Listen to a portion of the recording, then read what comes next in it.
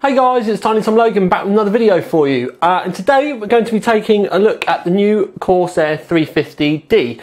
Now this is the baby brother of the kind of 900D really, but of the Obsidian series. We've obviously got the 550 and the 650Ds in the range as well. But this is a really itty bitty MATX case that they've done. It's taken on the same kind of styling, kind of, you know, sort of, well, yeah, the same sort of styling, really. That's the word I was looking for. I shouldn't have tried to make it sound any more intelligent, because I'm not. But anyway, taking on the same sort of styling as the 900D, but then they've pretty much just shrunk it in an MATX form factor. Yes, I did say that right. MATX, it's MATX only. It's kind of Corsair's first MATX chassis. Now, just to let you know, I'm making this video on the 24th and the NDA is tomorrow on the 25th. So we're very, very short of time. And also, tonight at midnight is the launch of Iron Man 3. And I'm definitely going to watch Iron Man 3 at midnight. So I very, very am awesomely short of time. So I need to get my backside into gear. What we're going to do is I'm going to bring you in. We'll have a look around the case, have a look at it without kitting. Then you know, as long as I can get enough time and everything, I'm going to get a rig built in here, and then we'll have a look around that again once we've got hardware in there, look at space kind of restraints and everything like that, and then we'll move on to a hefty conclusion, by which point I'm either going to be completely and utterly flying around the room high on coffee or half asleep. But we will see what happens, won't we? But I'm going to shush my mouth because I really do need to get cracking. Okie dokie then, peeps. So we'll do as we always do, and we'll start at the top and we'll work our way down and round. So at the very top of the front panel we have the power switch, which is in here. In the 900D this was a kind of flip down panel, but this is just rigid, it's there, do you know what I mean, it doesn't come out. Then we've got the reset button here, microphone, headphone and two internal USB 3s on this side. These are the optical bays, and they do come out from the inside, and they are very similar to the 900D, where they're slightly wider than the actual optical bay itself. And there's two of them in there. And if we scroll down a little bit, you see those two, there's like 5 white dots. Well, if you press them, that removes a aluminium panel. It has got a plastic back. Just to tell you as well, these are aluminium covers as well. It's plastic back, but an aluminium front, and it's a brushed black aluminium, exactly the same sort of design as the 900D.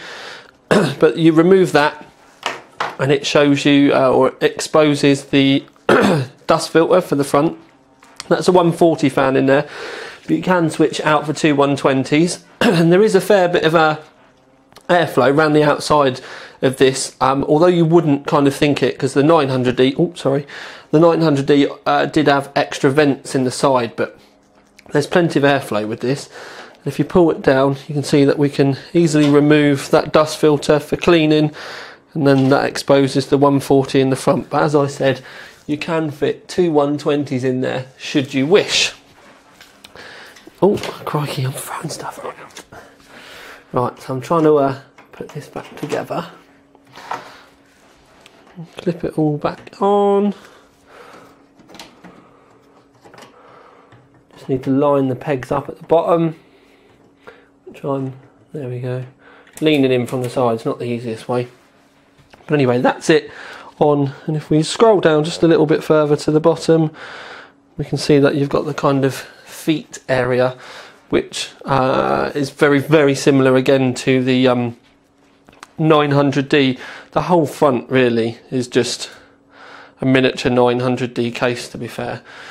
Just going to stop the camera quickly and then we'll take a look at the roof. Okay then, so roof panel. Very basic kind of stamped mesh area. There is a little indentation. If you have a look at the side, you can see that there's a little indentation, and then the stamped mesh. There's mounts here for 220mm fans and 240mm fans. The mounts here are 15mm, and you can see that they've got the rubber grommets in as well, so that when you screw it through, it gives you a little bit of sound deadening, but you can obviously move those out to the 120 should you want. Now, looking at the roof, it is indeed, quite strangely for Corsair, it will support the 140 in the roof. It will support a 15mm gap and a 120mm gap, because if I zoom you in so that you can have a look, you can see, I know it's to the left, but you can see there that we have got an elongated mount there, so you can get both a 15mm gap, which will be right at the edges, and then a 20mm gap, which will be right at the either end. So they are supporting two different kind of sizes of 140mm radiators there. So obviously this will fit the H110, but then also it will fit things like the NZXT Kraken X60 as well. But not just the all-in-one water cooling units, we could be talking dedicated water cooling radiators up the top here as well. I do think they've missed out a bit of a trick with this top section, because I've got it here to the right hand side with the other Obsidians. I know this is from the 550 sorry, which was their silent case, but this is a removable top panel, and you can see it has two clips, and it clipped in at one end and then popped down on the other. I think that they've missed a kind of bit of a trick. I understand that for the price point they were trying to keep the price down, but I do think a cover up here would have been nice to have taken away from this mesh section, because this just bare open mesh, to me it does feel slightly cheap. Even if they had maybe even something to go over the top, which was like a denser mesh or something, just for those of you that might not end up using fans in the roof, because with this open area, one of the things I would say is you are going to need fans in here, even if just spinning very slowly to help bring the hot air out, just to stop dust being able to settle in so much, or air be dragged in and obviously then drag dust in with it. So that's that. What we'll do while we're here though, I'll slide down. I'm trying to see this. Oh, that's me feet. I'm going to need to come back. We can see that we have a very large side panel window. Again, very 900D-esque, and it is smoked as well. I can get my hand in there. It's only slightly smoked, but it's definitely not clear. Mind you saying that now. There we go. Yeah, it definitely has got a slight tint to it. Not much of one, but there is one there. It's a much lighter tint compared to the 900. Now I'm going to put this panel back in, and then what we'll do is we'll move round to the back of the case quite quickly. Now, we come in and have a look. There is actually quite a reasonable, and you don't see many cases with it like this, but if you have a look in the side here, you can see that the 120mm fan has actually sat a fair chunk back from the rest of the case, and I'm just kind of pointing that out really. There are removable grommets here for external water cooling. They're the metal kind, and to be fair, I doubt whether very many of you, if any of you, are ever going likely to use them. Obviously you can see, we go a little bit further down, that we've only got 1, 2, 3, 4, 5. So we've got 4 for the MATX, but then an extra one if you're going to dangle SLI out the bottom or something. And then the power supply mount in the bottom, which we will cover in a little bit more detail, because if I do this, there we go, we can see that there's a removable dust filter in the bottom. I thought it was a push click one, but it is, you do just pull and slide. For those of you that put your power supplies with the fan mounting downwards, obviously you don't have to, and that's why the power supply mount comes with 2 sets of mounts, and that's so you can point it up if you so wish as well, because it really does make no difference. Although that always ends up causing such a debate, and I love it, because I'm obviously a very fan up type of person. That's how I build pretty much 99% of the rigs that I do. Now, so we have the side panel off there on the back, and you can see that we've got quite a large CPU cutout, and it is fairly large, especially for MATX. But what we'll see is we've got cable mounts, and they're like the little latch kind of attachment mounts right down the side here. There's a selection of them around the grommets down the bottom. We've got one over here as well, which is great to see, and another one there. This is awesome.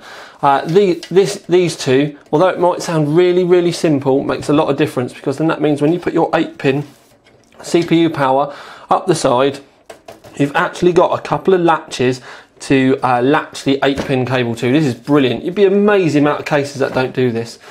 So for those of you that are really into your cable tied in and want it to be stupidly tidy, this is brilliant. Now if I stick the old doodah in, you look in there, you've got a good 25mm of gap between the back of the motherboard tray, and I mean the very back of the motherboard tray, and the outside of the case. Now the outside of the case is a flat panel, so that's all the space that you're going to get. But there's a nice deep trough down the bottom as well, which means you'll be able to put a lot of cables down the bottom if you want. There is a couple of screws here so that you can remove the mechanical hard drive bays. I'm not sure if they need any more screws removing in the front. I think it's just, from what I'm looking at, it's just in the bottom, but we'll have a look at that in a sec. And then also up here we have solid state drive mounts, and I was looking to pull them out, but the solid state drives just push in and then they latch into place. But I need to show you some more about this when we get to the other side of the case. You can also see that we've got USB 3 front panel audio, and then all your other cables for the front panel are all black as well, which help keep cable management nice and tidy. The only bit of colour that you get is on the end of that HD audio cable, but I have to admit I never attach these because I don't use front panel audio. But for those of you that do, it wouldn't hurt even if you've got a bit of black tape or something and put around there just to try and hide that colour. Or you can remember where the colours are, and this is something for you to try. You can take a photo to show where all the colours are. And then what you do is get a little mini screwdriver and release the clips and take the clip off. Push some heat shrink over the top, and you want a couple of different sizes. You want a slightly bigger one for the top and then a slightly smaller one for up here. And then what you do is you put it all back together, slide your small one up and tighten it, and then heat shrink so it will shrink round, and you put the slightly bigger one up, and you'll near enough be able to cover all of it, I would have thought. And then you can make that much tidier. But anyway, what we're going to do now is, in fact, I'm just going to take the side panel off on the other side, lean around. Crikey, I am in the way today. And the reason why I've taken the side panel off is I'm just going to turn the case on the bottom, just to show you down there quickly, because that's one of the things people said you forgot on the 900D, and they were correct. So that's the sliding mount I showed you before, just in and out. You can see it's got the same type of mesh in the bottom that the roof has. And the reason why I brought you round to the bottom is because you can see we've got 1, 2, 3, 4 screws, and that is if you want to take the optical bay out of the front. But what we'll do is we'll spin the old case round now, and we'll have a look at the main body of the case. Get the camera straight. Now I need to go and sit back in this one. Right, so we have at the front 2 mechanical hard drive bay mounts, and they're the usual kind of twist click, or spread and click, that's what she said, for the mechanicals at the front. Obviously this front section is completely removable. Now something else which is removable that I really like is the solid state drives. Now you pull a little tab and you give it a little pull and it comes out, and this is your solid state drive mounts. And as I said to you before, you just pull the little tab and then slide it in, click it into place. But if you have a look at the side, I'm hoping when it actually goes on, there we go, you can see that you've got all these tabs. And essentially what you can do is, I'm going to try and do it now just to show you, but it's going to be quite difficult for me to try and do with my fingers. Oh, right, there we go. Give it a bit of a pull. and you can see that you can take them out. So there's 3 there in total. If you only want one, you can just have one. If you're running RAID or whatever, you can keep the 2, or you can split it right down, so you eventually get down to just the mount, which is at the top, and then the bottom one. In fact, I'll take another one off.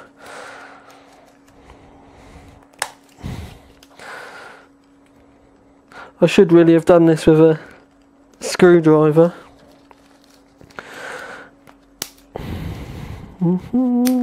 Right, so I've taken another one. So we've got 2 removed, and then we've just got the main one, which we can then put in front, click in, Bosch done, there we go, lovely, bubbly. But the same, if you didn't want it, you haven't got to have it at all. 2 optical bays at the front. Now, obviously, optical bays are, you know, slowly getting phased out. You can still get water cooling reservoirs for the very front of your case, but if you were to run one of those in this, it would foul if you had a water cooling radiator in the roof. Now I'm just looking at the spacing for 120mm fans, because I think, yeah, well, I'll have a look when we go into the rest of the video. I'll see if we can get a radiator in the front, but all the signs are telling me that they should fit, but it really depends on how much clearance we get. But I will get a rad and we'll have a look at the front of that when I start to put hardware in there, just to show you. In the roof though, we have, turn the ruler around the right way, Thomas. You have got a good 60mm of clearance between the top of the motherboard tray and the roof. And to give you kind of an idea about sizes, the radiator on H100i is 25mm, a fan is 25mm, so that means you need 50mm of clearance to be able to get it into the roof. So there's ample enough room in the roof of this for you to be able to fit H100, H110, Kraken, the Swiftech H220, all of those water cooling based rads with a 25mm thick rad. You'll be able to get one of those in and a single set of fans. If you were to use a single set of fans, little hint for you, especially, is make sure you've got the heat going out the roof. But if you have the fans at the top, so that the radiator is at the bottom exposed, if you do get any dust collect, it will collect on the radiator, and then rather than have to take all your fans and everything off, you can just get your hoover in there, clean the bottom of the radiator, Bosch done, lovely jubbly, not having to dick around with your fans and stuff, because most of it will end up getting caught. Anyway, you can see we've got a 120mm fan in the back, and it is just a normal Corsair case fan. It's not any specific kind of AF bladed one. The front is a 140 AF style bladed fan in the front though. Power supply, ample amount of room here, right to the end. That's going to be your 160mm mark. That's going to be an AX760i, AX860i. Let me get me ruler in it. Right, 160. So that's going to be your limit for the AX860. So smack bang on where the cable mountings are. If you went up to the AX1200, you're going to end up coming further over these grommets, but that's a fair old, you know, a massive power supply for an MATX case, to be fair, and I don't see any reason why you'd really need anything that big. Unless, yeah, no, because you're just not really going to need it. So yeah, we've got 2 grommets there, 2 very thin grommets to the side of the case. I'd be worried about getting a 24-pin cable through here, but they've obviously put them there for a reason, but we'll give that a go when we start to build it. And then we've got 2 more large grommeted areas in the roof, which if I bend it over, you'll be able to see a little bit better. Bend it over, loads of double entendres today. But anyway, so that's the basic look of the empty case. Now, obviously I'm showing you this for a very short time, so what I'm going to do is I'm going to build a system in this, and then obviously as I start to build the system, I'll be able to pick up a few more things about the case for you. We'll see if we can get a water cooling radiator in the front. We'll be able to see graphics card sizes in here as well. I'm going to be putting a Maximus Genie in here and a 680. I'm going to put H100 in the roof as well, but I will give the old front radiator job a try. But anyway, I need to stop the camera now, have another cup of coffee, and get building. Okay then peeps, so I've just taken a quick pause during the build, as you can see in the roof, I've got a H100i and a single set of fans in pull, and you can see that we've still got a good kind of 3 to 4 mil clearance there at the top. So if we're talking water cooling now, that means that you can easily get a 30 mil thick rad in the roof with a single set of fans, either in push or pull. The only thing I would say is just make sure that you've got the air heading outwards. People keep saying to me about 120mm rads or 140mm rads in the back. This won't support a 140, it's 120 only in the back, but what I mean is like a single kind of radiator block, a bit like the H80.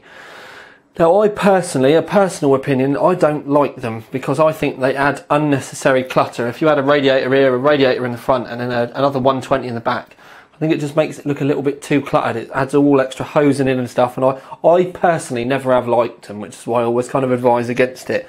I prefer to use other rads and spec things slightly better. But anyway, in the front, we've got, this is a 60mm thick XSPC, it's the RX240 in the front. That's actually bolted into the case properly as well. We've got the barbs at the top here, and it all lines up, and we've actually got almost enough room for me to be able to get my finger above the radiator as well. So Corsair have properly looked at this.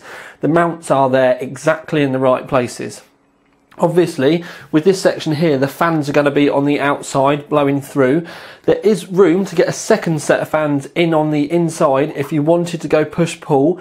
The only thing that you may need to go careful of is with longer graphics cards or graphics card, this is a 680, that you may need to kind of get careful with your cable tied in to make sure that your graphics card, like your PCI Express cables, don't end up touching it into the fans, but that will depend on, you know, what you're using. If you've got a longer graphics card, you may just have to stop with the plain kind of 60mm one.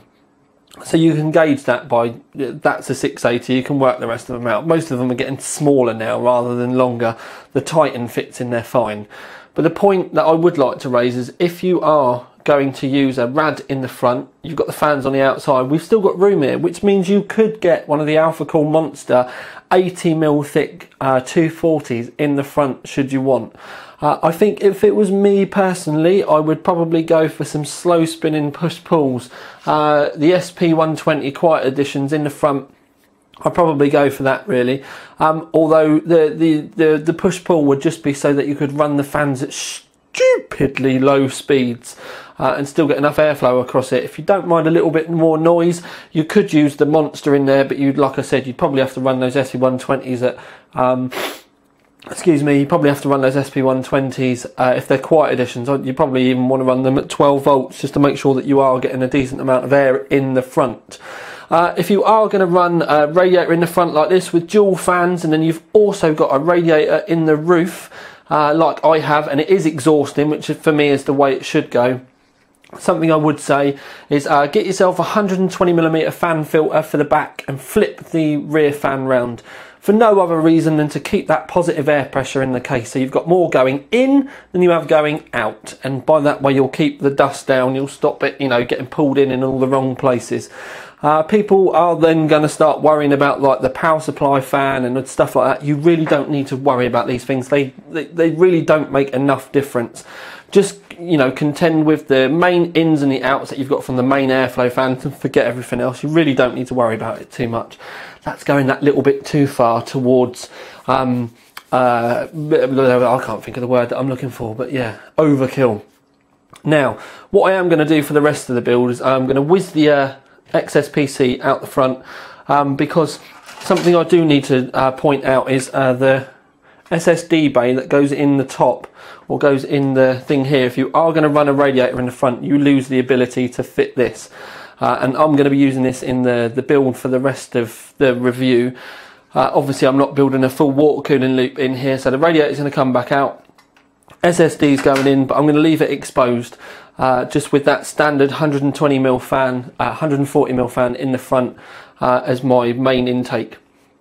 Other than that, it's now time for me to move on, get this thing set up, and then probably now, by the time I've finished doing this, had a bit of a play with it, it will be time for us to move on to a conclusion.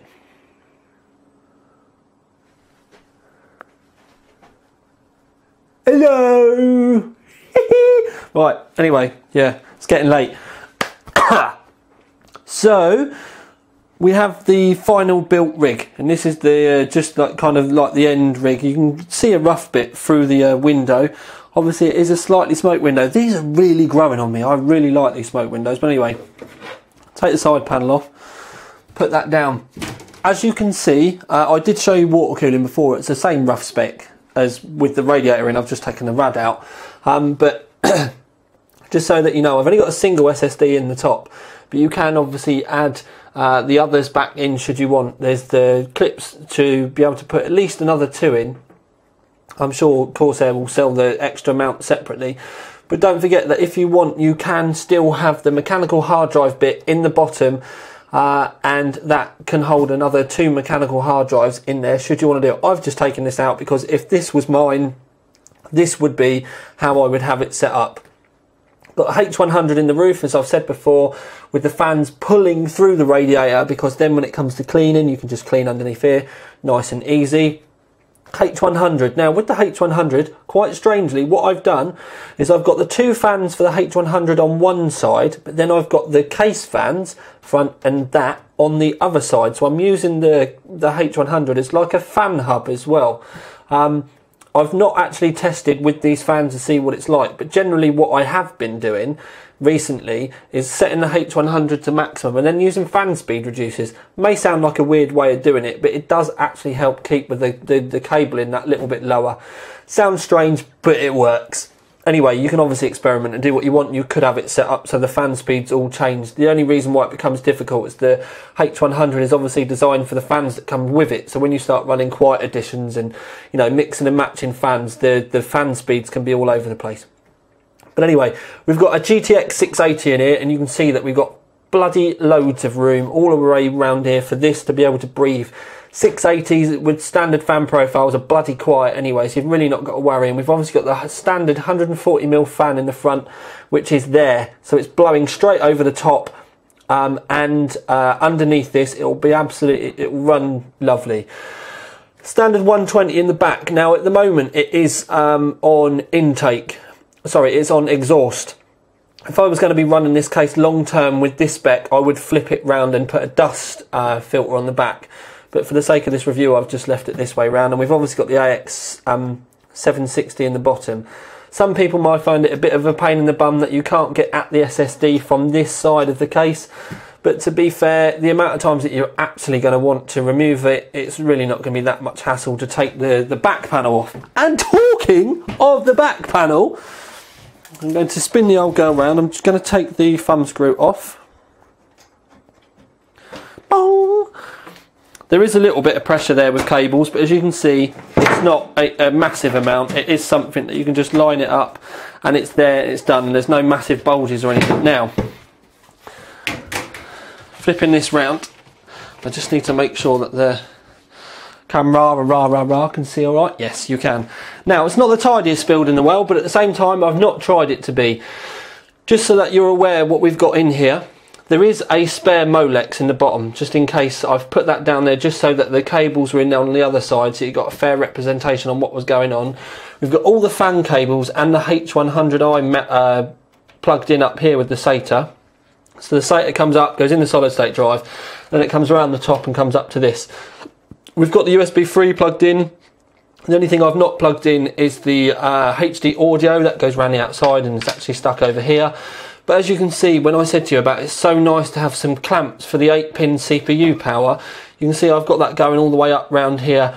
And this extra black cable that you can see following up round with it is the USB connection for the H100. There's a good amount of cable allowances around here, because as you can see that we've got the 24-pin cable like this, and this is the only thing really that's making that side panel spring off, because I've not really got a clip here that I can clip it down to. If I could clip that down like that, that side panel would not be an issue. Do you know what I mean? It would just sit there and you wouldn't have to worry at all.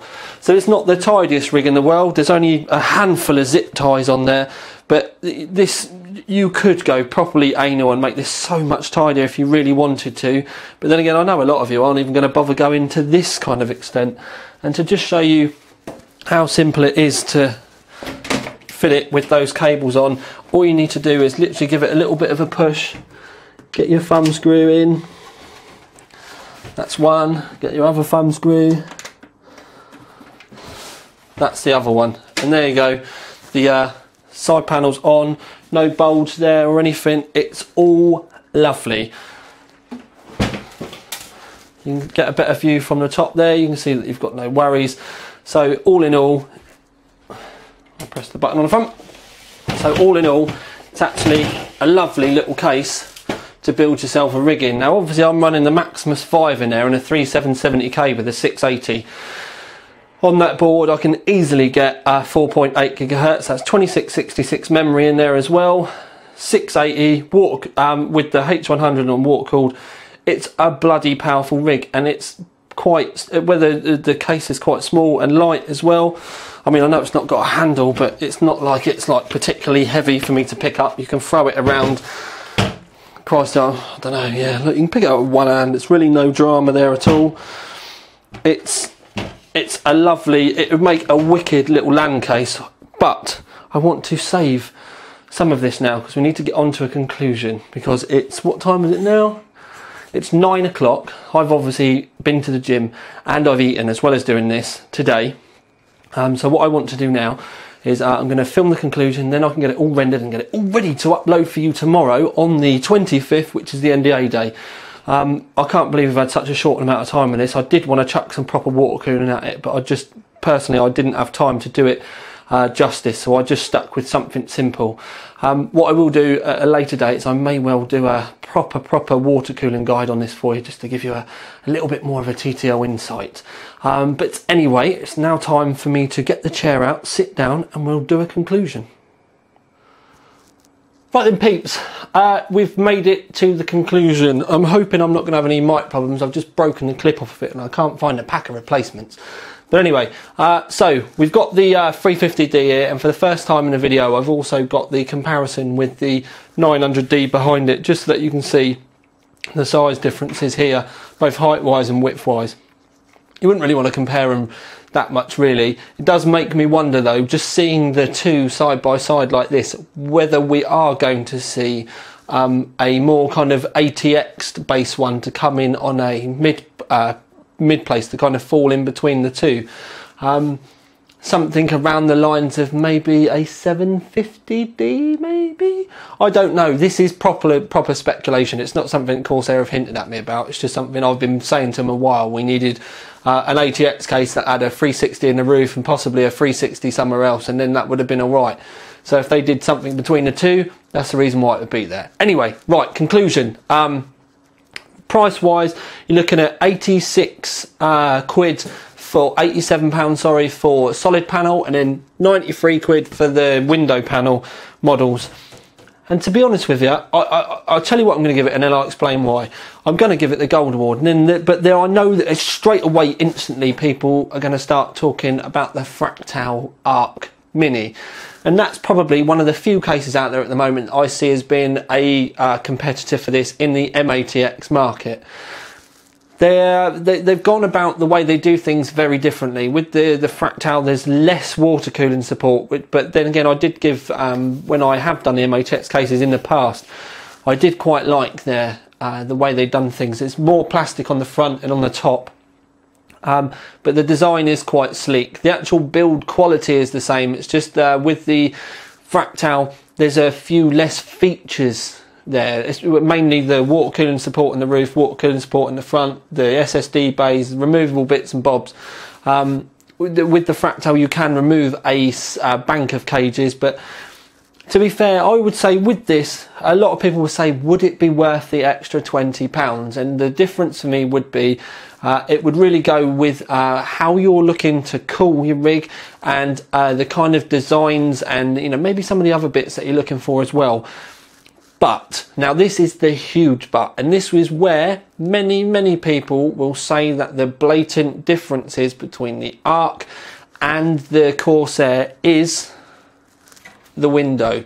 So when you take into account the fact that you can get this window as well as the water cooling support, the 140 fans in the front if you want, or a pair of 120s, the SSD, but when you kind of tie it all in together, I would then say that the price increase from the 70 odd quid that you're going to pay for the Fractal case going up to the well, either 80 or 90 pounds that you're going to end up paying for the Corsair, I would personally say that it's probably going to be worth it, especially if you're already running a H100. Something with this that I do want to stress is where it is so small, in days gone by, the MATX boards and even the ITX boards, it meant that you were cutting corners. But the reason why I've used the Maximus Genie in this, and there is a Rampage Genie as well, which is well worth remembering, is the fact that you can now squeeze a shitload, and there's no other way to put it, but you can squeeze a shitload of power out of something so small. You'll easily get a 4.8 gigahertz overclock on one of these boards if your CPU can do it, I need to kind of stress. But you will be able to get it out. The H100 can easily take care of the cooling. You could technically get a pair of GPUs in here if you wanted, although obviously running two cards side by side like that, they're going to get noisy, but I'm just kind of putting out things that you can do. That then opens me up to thinking about water cooling and stuff like that, but that then we're going to end up going down a completely different field. But the fact that we've got a decent rated power supply in here, a 680, a 3770K, we've got 16 gigabyte of 2666 memory, we've got a H100i in the roof. What more could you want? I mean, you've got that nice big window, bosh, and all for a case with a real small form factor, not tiny obviously, but a smaller footprint than most. You can see the difference from its bigger brother. It's just a completely different league really. But then it comes in under that crucial £100 mark. And I think for what you get, you couldn't really ask for a lot more. I know there's going to be people out there say, oh, you could have had this and you could have had that and you could have had something else. Well, let's face it, peeps, nothing in life is ever that perfect. I've yet to find a case that I'm 100% happy with and I don't want to do something or other with it. Even the cases that Corsair make, there's always something I pick up on that I'm not 100% on. Like with this, I said I wasn't 100% on the roof, and if you weren't going to use those roof fans, it would have been nice to have had something to have covered it up so it sleeked the lines up a little bit more. But I understand why they've not done it. And they've not done it because this isn't aimed at being a silent case, whereas the roof panel one that come off the 550D, that is very much being aimed at the the silent case market. I do also think that the fact that the 550D, the fact that they've called it the Obsidian is a little bit confusing, because I think that the Obsidians need to be about the performance end of the market, and they maybe need to have their own kind of silent brand, silent off-spin for other cases like the 550 and the 650. But anyway, that's going off on a huge tangent. So, how do you think that we've done really with such a small amount of time? I literally only found out this morning at 10 AM. It was actually 12 hours ago now, looking at the clock. That I found out that this review needed to be ready for tomorrow. So I've kind of slammed it out, which is why we've not gone with full water cooling and all that kind of stuff that I did with the bigger brother. As you can see, the old bigger brother is still together, and you will be getting a Titan water cooled review soon. I've done the writing side of it. I actually just need to make the video now, so we'll be seeing that again very shortly. Anyway, taking the window off, I actually really like this, and by really like it, I mean it's one of those things where I could see me suggesting other people to buy it. I'd very much like to use it myself, but I need a museum for the amount of computers that I actually want to build, and I need to get things like TNR finished anyway. But I know I'm now starting to go on a humongous kind of tangent on stuff that I shouldn't really be talking about. But I personally think for the window version, 93 quid, you couldn't really give it anything other than the gold award with everything that it delivers. And to be fair, the window and the water cooling support are the things that kind of stand it apart from the rest of the crowd that's out there at the moment.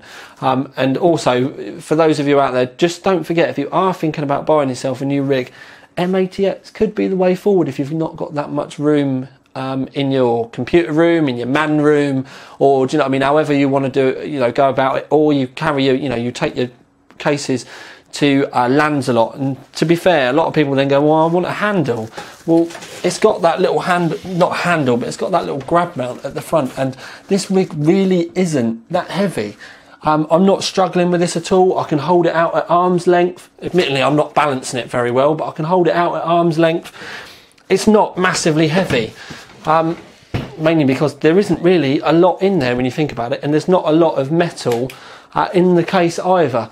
So it's perfect for a land rig or something that you're going to move around a lot, or those of you that haven't got that much room. So I'm going to love you and leave you. I can feel that my microphone is now starting to disappear down my top. I'm starting to look a bit like Louis Spence. But anyway, Corsair 350D, Corsair's first dedicated MATX case, OC 3D Gold Award winner. You will be seeing this again very shortly, but for now at least, this is Tiny Tom Logan with another video for you. Out.